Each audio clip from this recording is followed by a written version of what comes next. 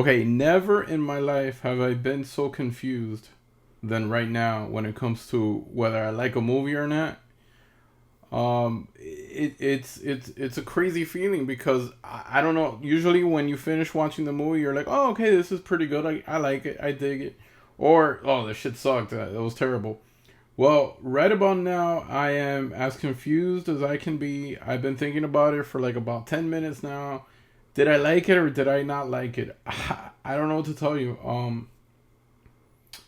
The movie I'm talking about is called Street Trash, and this is, of course, the 2024 remake of the 1987 Street Trash, which I'm a huge fan of this. I'm a big, big fan of this one.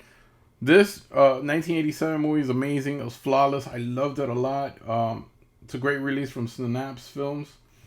But we're not here to talk about the original 1987. We're here to talk about the new one, 2024, brand new. Came out in November of 2024. But Vinegar Syndrome released it, and it's. I thought it was okay. I didn't think it was great. It runs at 1 hour and 25 minutes, so it's not too long. The acting was fine. It wasn't the best acting in the world, but actually, it wasn't the worst one either. Um, at first, I didn't know whether it was a remake or whether it was a sequel, maybe. But I saw the special features, and it's definitely a sequel. The director of this movie is called. His name is Ryan Kruger, and he's from South. I mean, he moved to South Africa at a young age, and he's done in 2020. He did a movie called Fried Barry, which got a lot of good positive reviews. That movie came out in Shutter. In 2024. So here we go. This is Vinegar Syndrome putting out this. This is from Vinegar Syndrome Pictures 009. And there's a spine. The packaging is amazing. Really, really cool packaging. I love the packaging. So you can see I'm going to go into details with it later on. But I just got to tell you what the concept of the movie is. I wrote it down here. So it's a group of homeless misfits, and they must fight to survive when they discover that there's a plot to exterminate every single homeless in the city. Basically, what this movie is, the mayor or the governor of the city is trying to wipe down all the poor people, all the homeless people. There is no middle class. The year is 2050, so it's in a pretty distant future, and basically the middle class is wiped down, and it's all either you're rich or you're homeless, and they're trying to eliminate the poor people, the homeless people, with this Viper, the same drink that they had in the original 1987 movie. So they've been testing it on different people and stuff. The start of the movie, they're testing it out on this guy, and I mean, the graphics are not all that great. I mean, they're okay, but they're very similar to the 1987 one, with a lot of neon colors and a lot of neon green and pink, hot pink, and it is gory, and it's a little gruesome at times, but it looks very phony, and that's what it's meant to be. It's meant to be like a comedy horror, but was I a big fan of the movie? No, I was not. I was expecting something a lot better since I was such a huge fan of the original. I thought this was gonna blow me out of the park. I thought it was gonna be amazing. Basically, a story about the rich versus the poor. It's been done many, many times. The accent was very, very thick, very heavy, very South American. No, not South American, South African accent, which is very, very thick. The score was alright. The acting was okay, like I said before.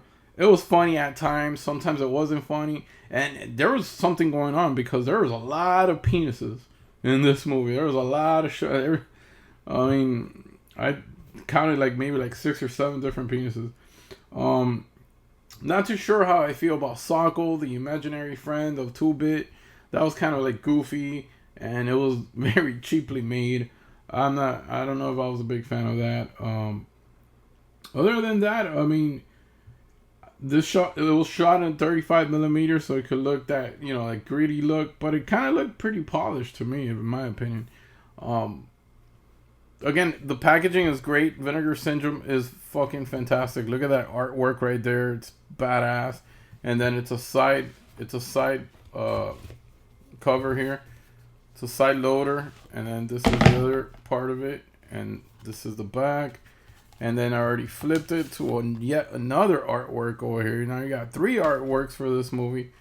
And then, of course, it has the reversible cover, which is the, you know, the same cover that's on the box.